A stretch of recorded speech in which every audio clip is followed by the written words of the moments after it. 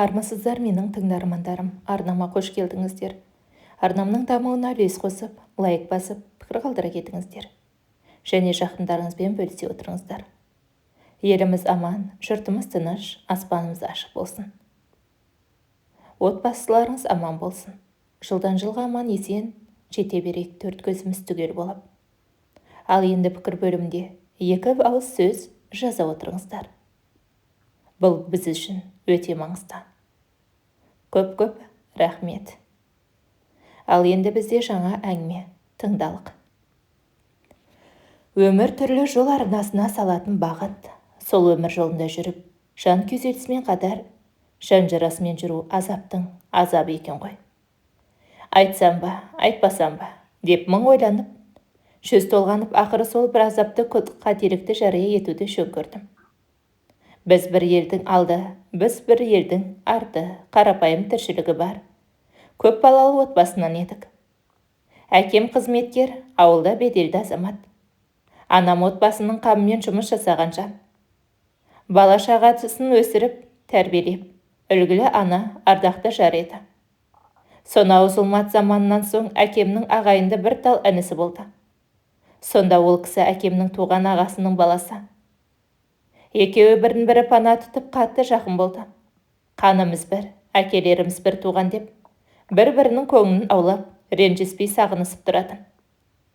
Қуаныш қайғыны тең бөлісіп, араларын алыстатпай бір ауылда, бір көшеде қатар қоныстанып тұрды. Біз әкемнің інісін Көке деп атадық. Көкемде көп балалы ол қызы аралас ұрпақты болды. Бала шаға араласып өсіп жатты. Менен үлкен 4 апайым болды. Үлкен 2 апаларым тұрмыста, балаларда болатын. 3-ші апам қалада жоғары оқуда еді. 4-ші апам училищені бітіріп, ауылда бухгалтерлік жұмыс жасап жүрген болатын. Әкем екеуі бір әкімшілікте кеңседе жұмыс жасады. Сұлу, әрі жуас, көрікті қызын әкем мен көз алдынан таса жібермейді, бірге жұмыс жасады. Апамның ерсі қылығы жоқ, өте тәрбиелі, ұстамды болды. Талдырмаш, ұзын бойлы, өте ажарлы апама талай жігіттің көзі түссе де, апам мойын бұрып, сол жігіттермен сөйлеспейтін де.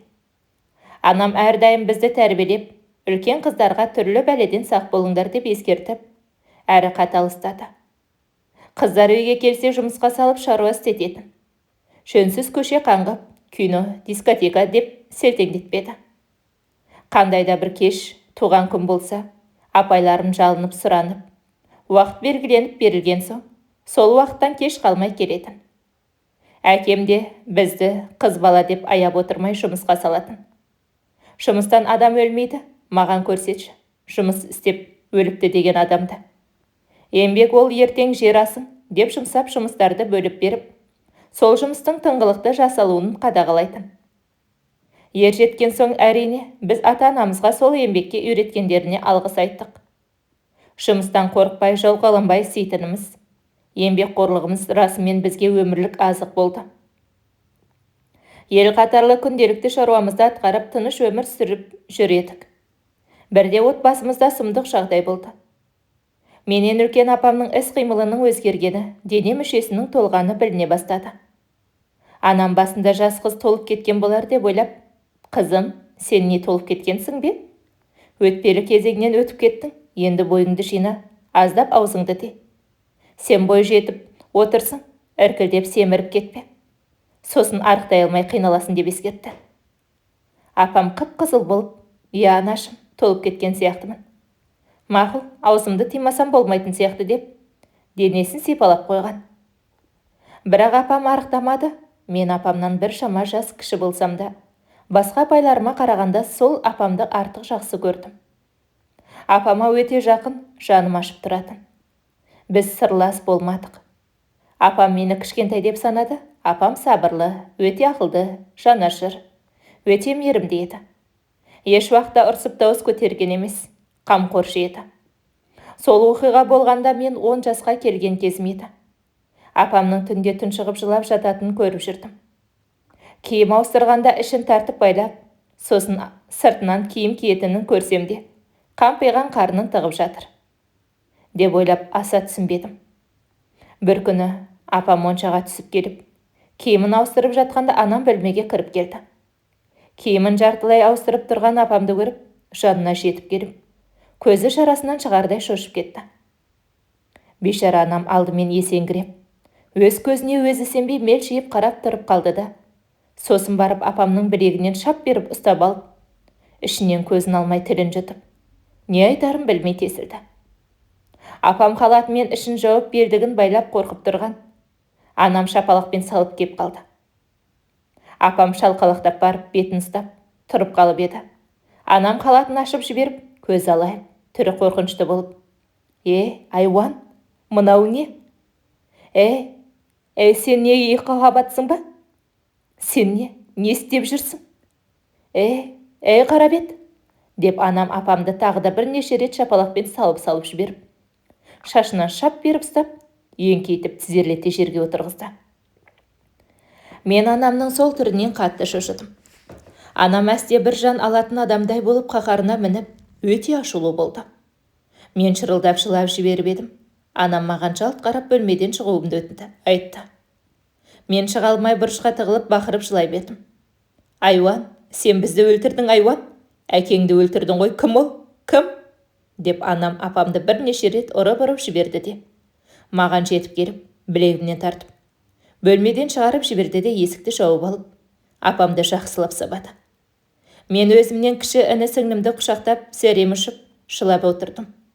Анам апамның бөлмесінен өлетін адамдай болып былқ-сылқ етіп, жалба-жұлбасы шығып шықты да, есік түбіне отыра қалды. Анамның сол бейнесі мәңгі санамда қалып қойды. Анашым апамды сабап, ұрып тұрып, өзі таяқ жеген адамдай болды. Тірі өлік болып, көз алайып, өкіріп жылап, ұзақ отырды. Мен жылағанымды тоқтатып, не анамды жек көре алмай аядым, не апама бара алмай қорқынышты күйге түстім. Мен өлдім.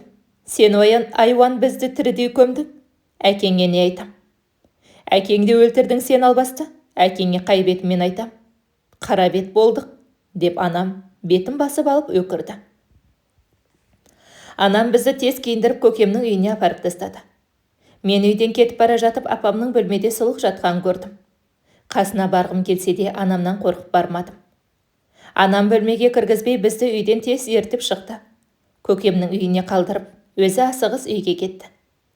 Әкем бір жұмыстармен жол жүріп кеткен, келетін уақыты болып қалған. Кеш батты, анам келмеді. Түн болды, анам келмеді. Ертеңіне мен таң ата салысымен өз үйіме жүгіріп келдім. Өз үйіме келгенде сырттан кіретін есік ілгекпен ілінетін. Сырттан қуыстан ілгекті таяқпен оңаша ашып кіре алатынбыз. Мен есікті ашып үйге кіргенде ас бөлмеден әкемнің ашулы даусын естідім. Есікті ашып кіріп барғанымда көріністен шошып тұрып қалдым. Анам жерде шашы жалбырап қисайып жатыр екен. Әкем ұрды ма, тепті ме, түсінбедім әйтеуір. Жаман көрініс. Әкем анама төніп, сен не қарап жүрсің?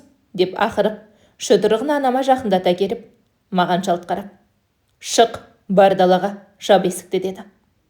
Мен мелшиіп не шыға алмай, не айқайлай алмай, не жылай алмай, бақырайып шошып тұрып қалдым. Әкем анамды итерді де далаға шығып кетті. Әкемді мен танымай қалғандай болдым. Әкем сыртқа шығып кеткен соң, мен жылап жібердім. Анама жаным ашып кетті, анамның көзі қызарып ісіп кеткен, көйлегі жыртылған, жақсылап таяқты жегені көрініп тұр. Анамды орнынан тұрғызып едім. Көйлегімді әкелші, деп анам бір түрлі дауыспен айтты. Сол үрей мен сол қорқынышты сөзбен жеткізу өте қиын. Ертесі анамның беті көгеріп, адам көргісіз бейнеге түсті. Сол күннен кейін сұмдық күндер, қорқынышты күндер басталды. Біз үйде жоқта анам апамды сұрақтың астына алатын, сабапта тастайтын. Мен апамның таяқ жегенін көріп жүрдім. Апамның да беті көгеріп, қызаратын көздері жиі болды. Анам апамнан, баланың әкесі кім? Кім сенің етегіңді ашты? Деп қанша сұраса да апам жақ ашпады. Анамның көзі құрғамай тіпті үйден шықпай қоятын кездері болды. Ол кезде оң босағада отырып қызы жүкті болыпты деген масқараның масқарасы еді ғой. Оның үстіне әкемде беделді азаматтың қызы сондай болды деген өліммен тең. Қазіргі уақытта болса, әлде қандай болар ма еді? Қара тұяқ қарында жатпайды демекші, апам бебесін аман есен босанды. Шекесі торсықтай ұлтапты.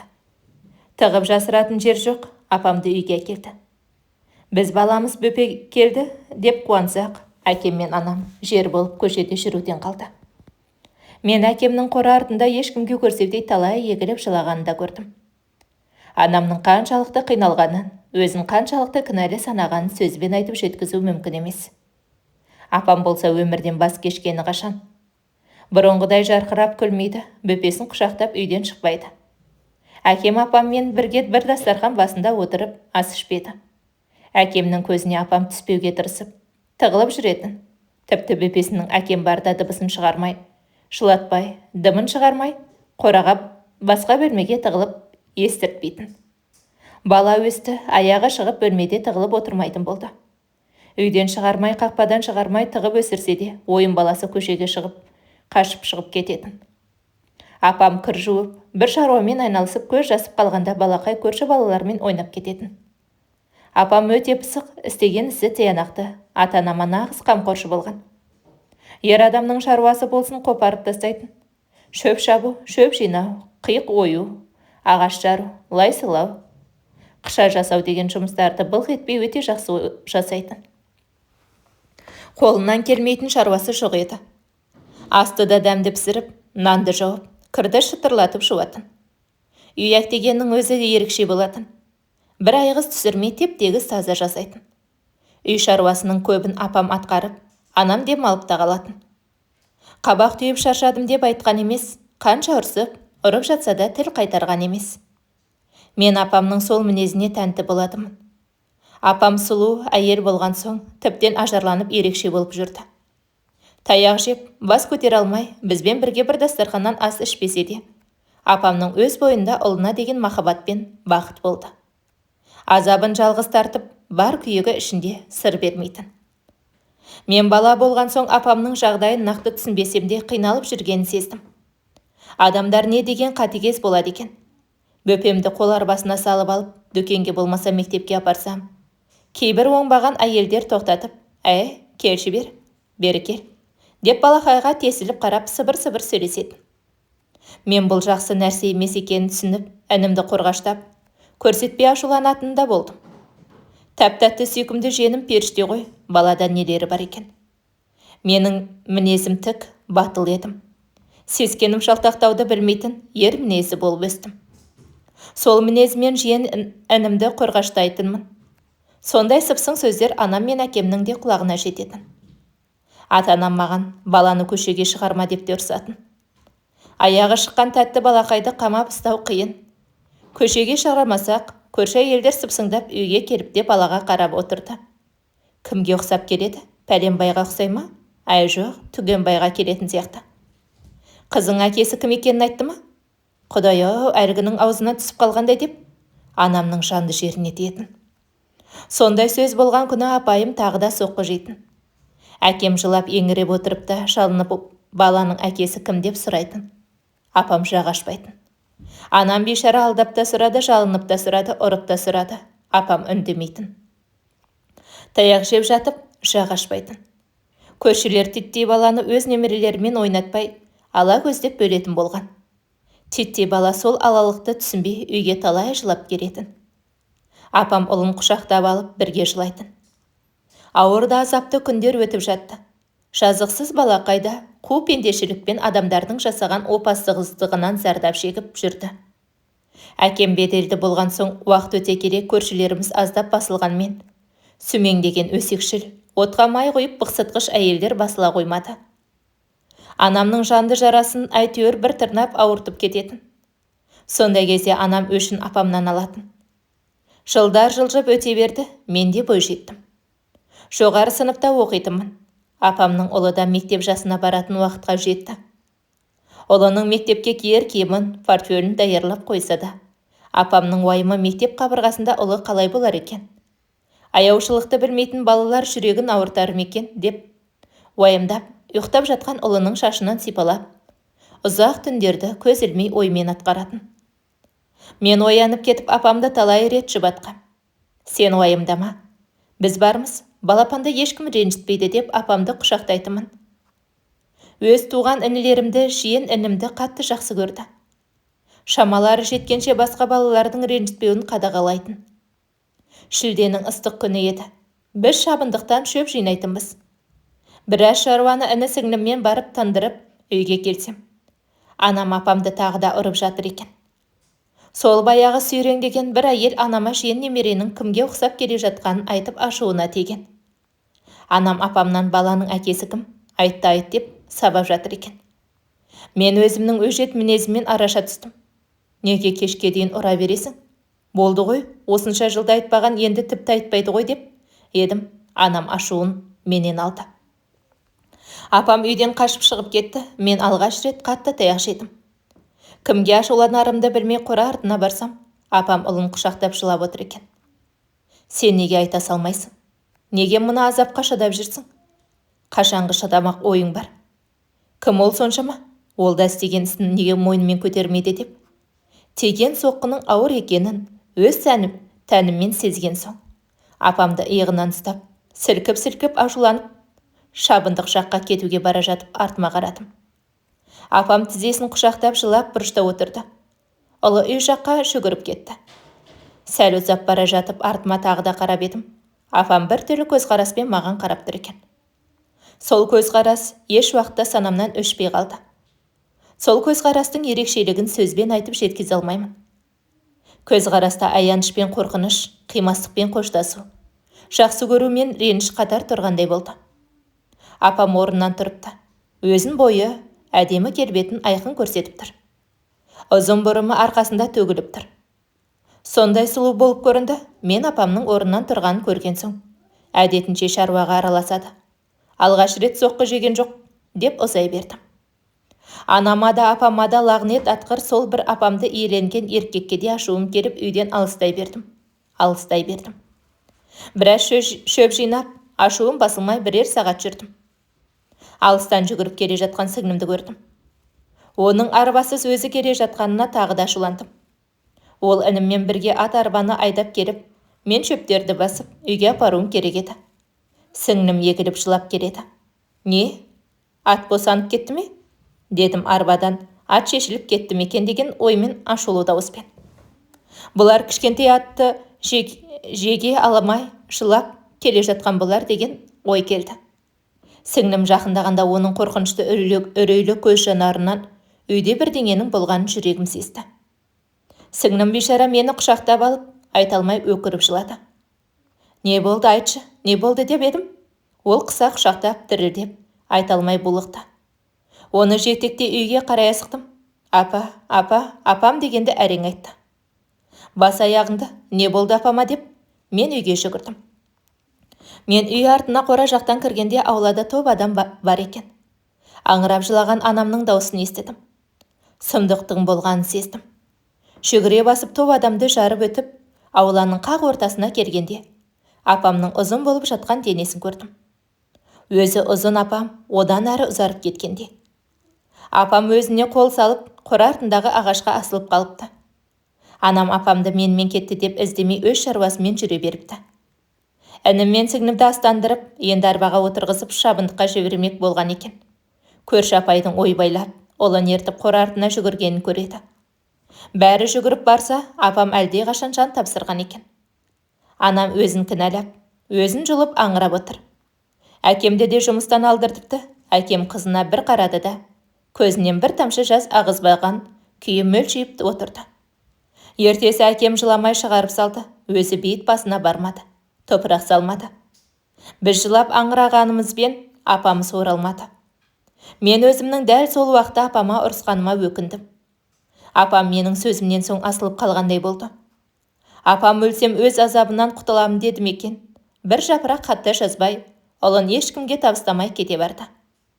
Апамның жерлігінен кейін көрші қолаң ауыл адамдарының апамды ұлымен бірге құз басына барып, неше мәрте тұрғанын айтты. Ұлы шырылдап жылап, апам үйге қайтатынын айтты. Сонда апам ұлымен бірге құздан құлап өлгісі келді ме?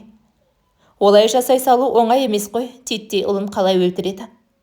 Құзға қалай лақтырады? Неше мәрте өлтіре алмай үйге қайтыпты ғой. Ауылдастар көріп қалып, шөн сұрап ұрысқандары да бар екен. Апамның сол кездегі іс-қимылын көргендер апамның әрекеті өмірден бас кешкен жан екенін сезгендей де болыпты. Әке-шешем айта алмапты. Ауылдастардың сол айтқандарын естіп, апамның бұл қадамға біраздан бері дайындалғанын білдік. Мен түн батса апа, шаныңа түскен азапты бөліп ала алсам, алар едім ғой.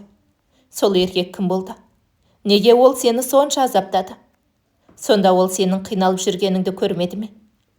Ол еркек емес пе? Ол кім болса да мейлі отбасылы болсын. Мейлі туысымыз болсын. Неге істегенсін мойындап, азда болса азабыңды бөліп алмады? Ол сырттан келген біреу ме еді? Ол ауыл адамы болса, сенің күннен күнге азаптанып, күннен күнге қиналып жүргеніңді естіді ғой. Ол сонда етек көтере алатын ғана қорқау еркек болғаны ма? Апа, сен сонша қорғақшылап, айтпай кеткен ит еркегің кім еді? Шынысының еркек болғаны болмаса, сол жауыздың несі еркек? Еркек деген аттан садаға кеткір деп жылайтынмын. Осылай апам жарық дүниемен қош айтысып кете барды. Жақ ашпай, ұлының әкесінің кім екенін айтпай кетті. Апам өмірден кеткен соң, біз бүкіл отбасымызбен жиенімізді қанаттыға қақтырмай, тұмсықтыға шоқыттырмай өсірдік. Анам арқалап жүріп бақты, анамның өз азабы өзінде болды. Ол кісі апам тірі кезде сол қызының сондай жағдайға ұрынып қалғанын өзінен көрсе, асылып бақилық болғанын да өзінен көрді. Аллам сондай азап пен күнәні басымызға бермесін, оны түсінуде, сезінуде өте қиын. Әкем болса апамды кешірмей өмірден өтті. Әкемнің де өз азабы өзінде болды.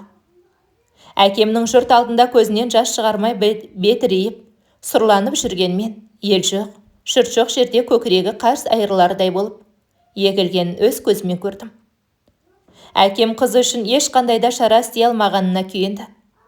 Ол кісі қызының абыройын шашқан адамды білсе тірідей көмермеді. Әкем қызынан жалынып, ол кім? Қызым, мен оған түк істемеймін. Сен де тек ол кім екенін айтшы деп жалынып алдап сұрады. Менің ақ, пәк қызымды қорлаған кім? Қызым, сен жалғыз емессің. Ол өз жазасын алуы керек, ал ол істегенін мойнымен көтеруі керек деп те қолдау бере сұраған. Апам аузын ашпай, бүрісіп жылап отырып алған. Сен өзің сол еркекті тартқан боларсың, ұятсыз, ол кім деп ашуланып тартып та жіберген кезі де болды. Әкем абыройының шашылып, намысының тапталғанына қатты күйінді. Сол жауыз қолына түссе өз қолымен ақ буындырып өлтіре салардай болған. Апамның жақ ашпай сол жексұрынды айтпай кеткені әкеме өкпе болды. Ол кісі апамды кешіре алмады. Апамның жағдайынан кейін әкем қыздарына суып кетті. Өле-өлгенше мейірленіп, бір қарамады. Жылы сөз айтпады.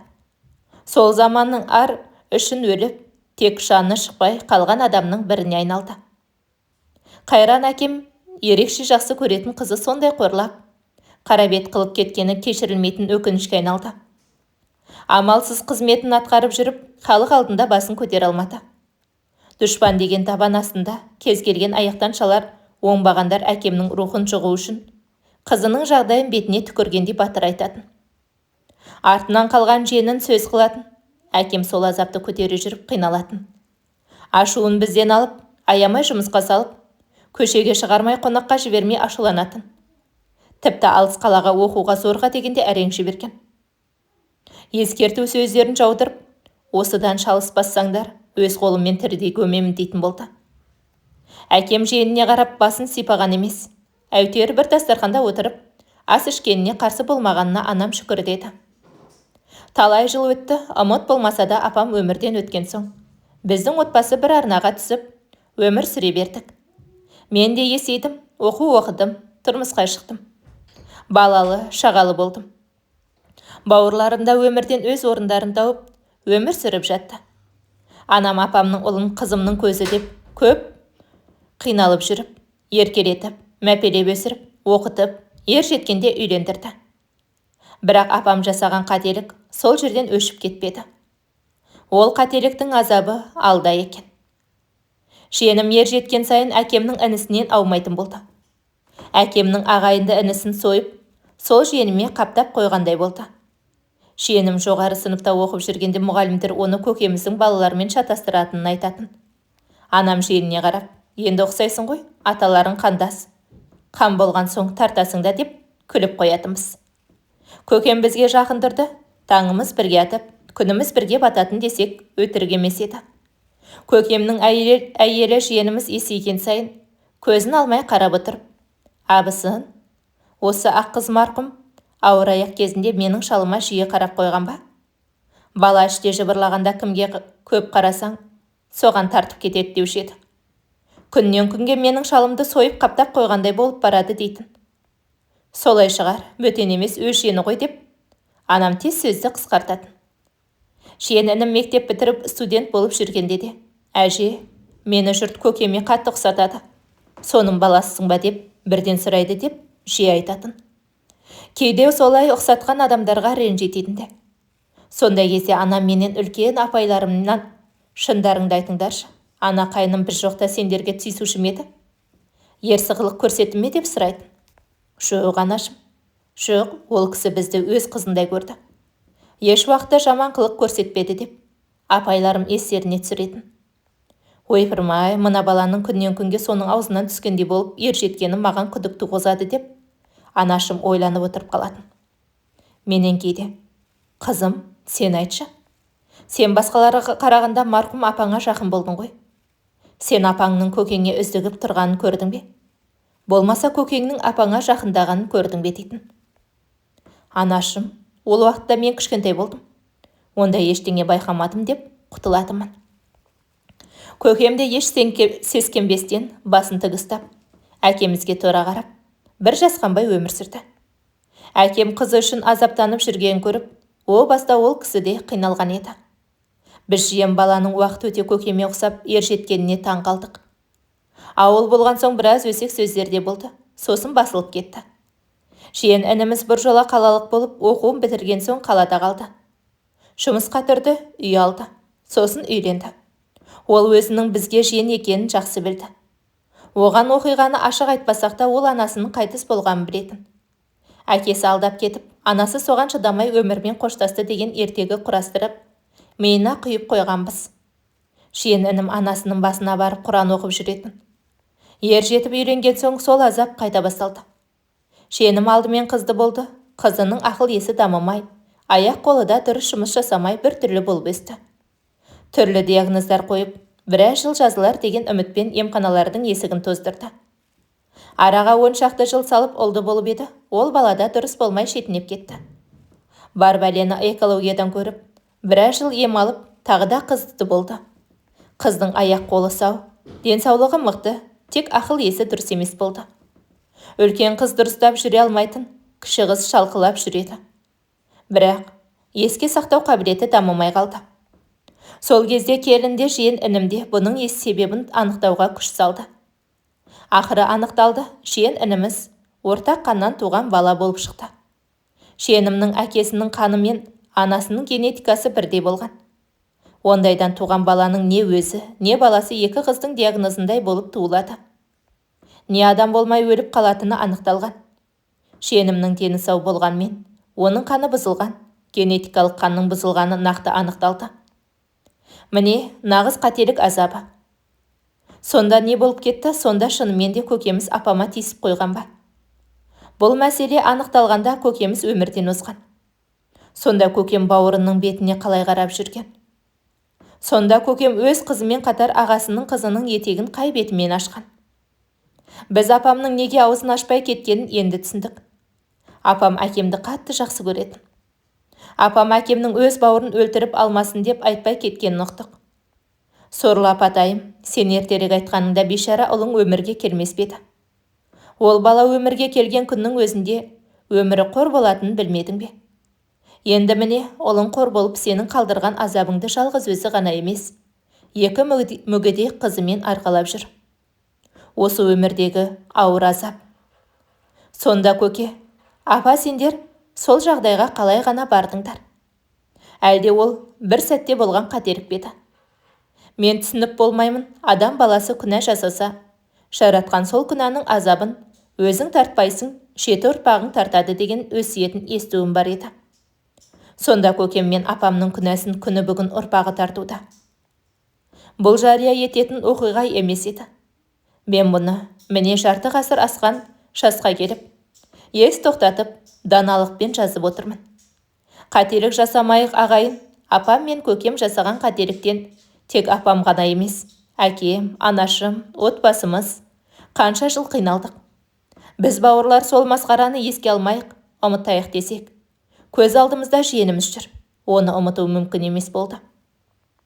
Әкем кешіре алмай, ол арсыз кім деп қиналып өтті. Анам өзін кінәлаумен өтті, енді апамның ұлы 2 қызымен азаптануда ұрпақсыз. Өте ауыр, бұндай ауыртпалықты ешкімге бермесін. Адам баласы нәпсінің болар-болмас ләззатына ластанбасын. Көкем екен деп айтқаным, тексергенде көкемнің балаларының генетикасымен тең шықты. Апа, ең құрығанда бір жапырақ қағаз бұрышына неге жазып кетпедің? Сол адамды соншалық неге аядың? Сіздер талай ауыр сөздер жазарсыздар. Қызды қарау керек еді. Бәрі болып бояуы сіңген соң, ұрудың не қажеті бар дерсіздер. Айтқандарыңыз жөн, менің айтпағым қазіргі уақытта заманмен қоса адам да өзгеріп барады. Сол заманда менің ата-анам ар азабынан, намыстан өліп кетердей болып азаптанып өмір сүрсе, қазір қыздар оң босағада жүкті болып қалса қалыпты жағдайдан болатын болды. Ол аздай оп-оңай түсік жасатып, сосын бала сүйе алмай жүргендер қаншама. Ал қоқысқа тастаған балаларды айтудың өзі аянышты. Бұрынғы кезде қайтып келген қыз жаман деп қыздарды қалай тәрбиелеуші ме еді?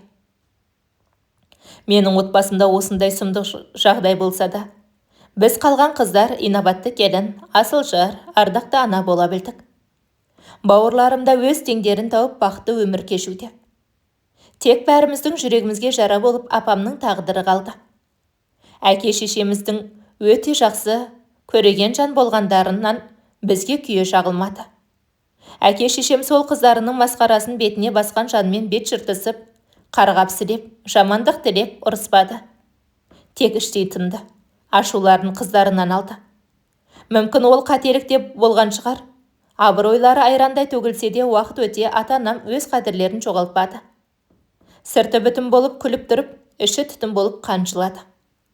Ата-анам көздерінен қан шыққанша жасырын жылап, көз жастарын тауысты.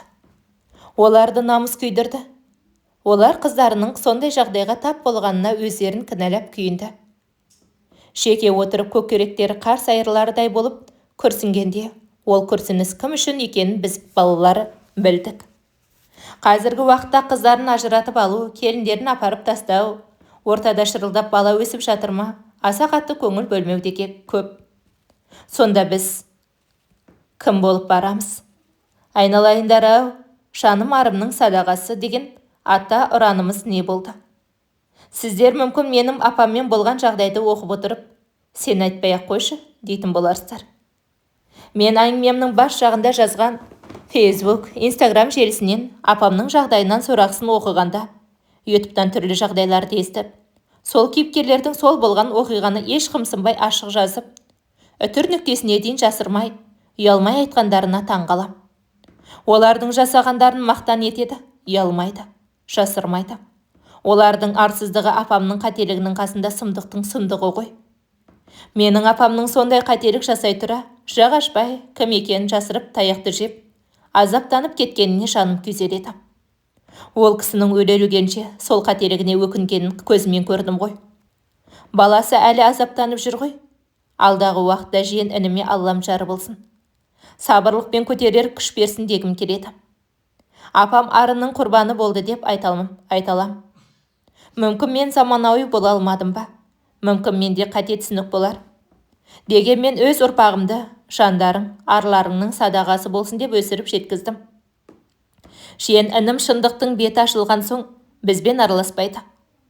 Анасының басына да келмейді. Сырттай жиен ініміздің өмірінен хабардармыз. Бейшара інім 2 қызын арнайы интернатқа өткізіп, келіншегі жасанды жолмен ұрықтандыру арқылы 2 ұл, қызды болып, өз өмірлерін сүруде екен. Аптасына 2 күн қыздарына барып, өз азаптарымен өздері. Мен сағынып бір жолығуға барғанымда, жиен інім суық қарсы алды да: сіздер мені өз өмірлеріңізден өшіріп тастаңыздар. Мен сіздерді өшіріп тастадым. Мен сіздерге іні емес, жиен емес, мен шатақтан туған азап қара күйем. Аллам маған шын сүйген жар, жолықтырып келіншегім менен қашпай қасымда қалды. Мен соған шүкірлік етемін. Аллам берген анамның азабы екі қызымды тастамай өмір сүрем. Сіздер аулақ болыңыздар. Анау қарғыс атқан көкелерінің ұрпағы ертеме кешпе әкелерінің күнәсін арқалары анық. Аллам тек анама ғана азап жазбай, көкелеріңе де дайындаған сыйы бары анық, деді де есікті нұсқады. Мен үндемей шығып кеттім. Жиен інім өте кекшіл әрі қатыгез болды. Мен жылап кетіп бара жатып, «Я Алла, жиенімді басқа азаптамашы. Сен мейірімді, кешірімді едің ғой», дедім. Мен Құдайдан апайым үшін, көкем үшін жиі кешірім сұрап, ата-анамды да аяуын өтініп, жиен інімнің бақытқа кенелуін сұраудан жалыққан емеспін. Осы оқиғаны оқып отырып, желіден ұқсас тағдыр жолықтырсам, шыны керек, мен таң қалмаймын.